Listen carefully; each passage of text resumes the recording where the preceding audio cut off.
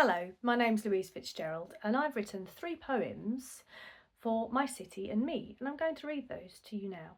I'm going to start with the first one, and it's called The Heart of Our Community. I'm not a grand building. In fact, I'm quite small. I'm simply a local community hall. Small I may be, but my heart's full of pride at the thought of the comforting joy I provide. On Mondays, it's dancers and bowlers and cooks. On Tuesdays, I'm filled up with chats about books. Wednesdays, I'm bursting with brilliant, bright voices. Thursdays, I'm brimming with arts and craft choices. Now Friday, I'm quiet. We don't make a sound. But our hearts beat with joy at the peace to be found. When Saturday comes, it's a noisy affair. The market is lively and everyone's there. Sundays, oh Sundays, we all come together and celebrate whatever the weather. In winter, in autumn, in summer, in spring, I'm open to all, everyone, everything. I'm not a grand building. It's true, I'm quite small. I'm simply a local community hall. Small I may be, but my heart's full of pride for the wonderful people I welcome inside.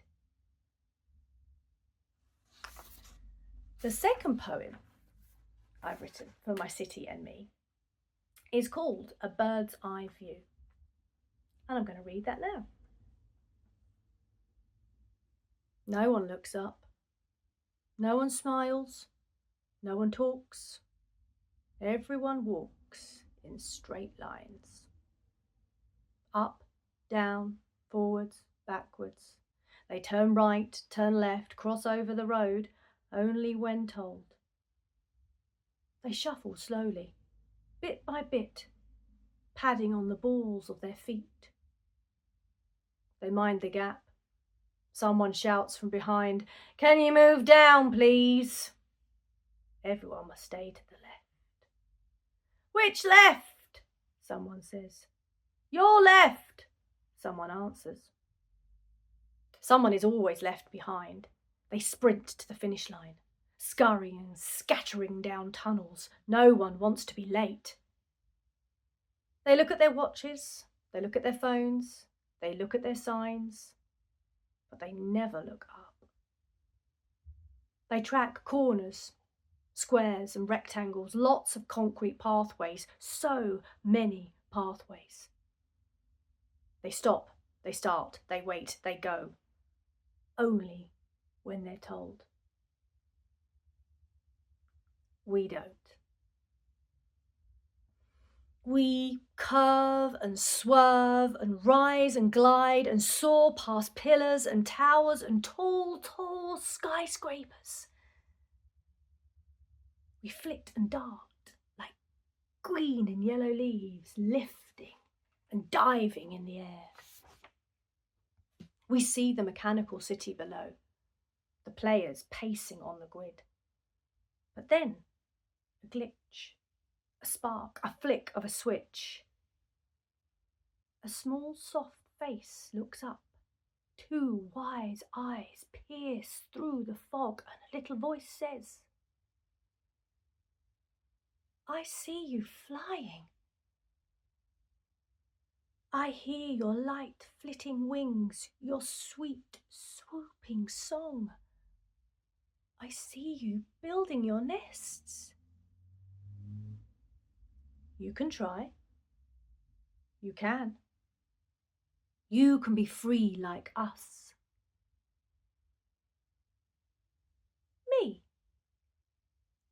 You could, if you wanted. If you really wanted to, you could. Anyone can. I can. Curve and swerve and rise and soar. You can curve and swerve and rise and soar and flow and float and swoop and glide. We can all soar and fly and swoop and dive and stop and laugh and smile and play. You can go wherever your imagination takes you.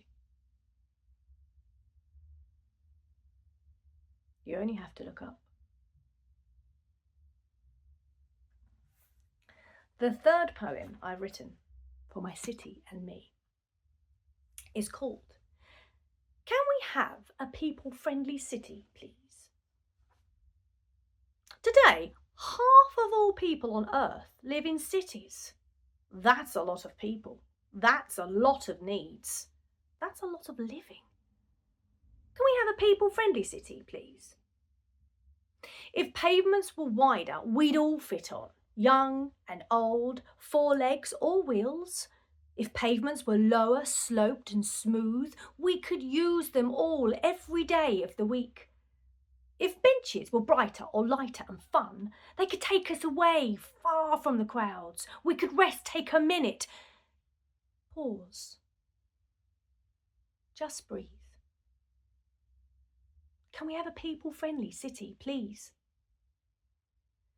If spaces were greener and cleaner and free, we could all count bees on flowers and trees, enjoy the fresh air as we walk side by side.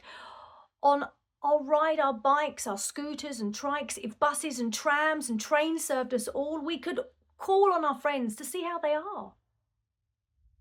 If libraries were full of beautiful books, carpets and chairs and calm reading nooks, we could meet, play games, knit, get advice about life, about health, about how to grow peas. Can we have a people-friendly city, please? We need caregiving centres, places to eat, places and spaces to paddle our feet, shelter and refuge and safe haven spots.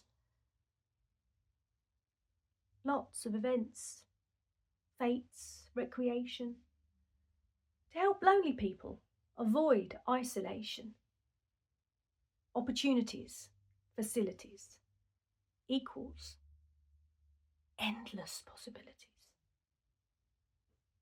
Can we have a people-friendly city, please? Thank you for listening to my poems today. I hope you enjoyed them.